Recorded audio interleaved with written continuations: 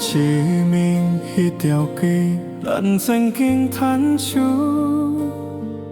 兄弟的手拥手过关。照我心内的夜，阮转来台湾后无再搭，你彼个所在，这阵风声拢是你的声音。em nhớ chị những ngày bên nhau hó Sài Gòn, chỉ như ánh trăng dịu dàng trong lòng.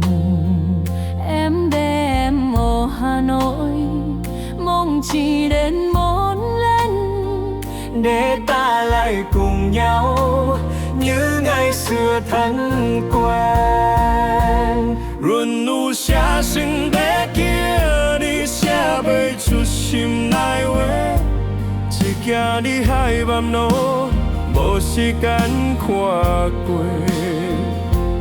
Em vẫn chờ chị dưới trăng Hà Nội cà phê đen, chuyện cũ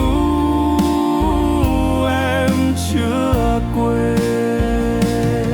Cài đồng xí lan rồi khuê, chiều che mùi máu hôn có cài, muốn chim nay u đi êm nhàng. Chiều qua xe trong sim tê đã有一天，阮的陪我还有要再见，你讲一句好久不见。Em sẽ dẫn chị đi qua phố cổ Hà Nội uống cà phê, Ngắm hồ gươm sáng sớm chỉ đến nhé, em vẫn chờ nơi đây. Tình chị em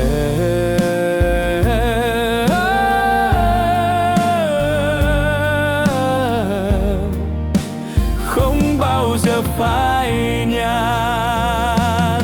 Buồn đủ xa xinh bé kia đi xa về chút sim này quê, chỉ kia đi hai ba mô bầu xì cắn qua quê.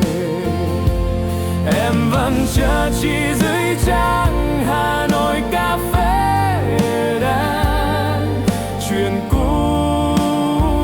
em chưa quên.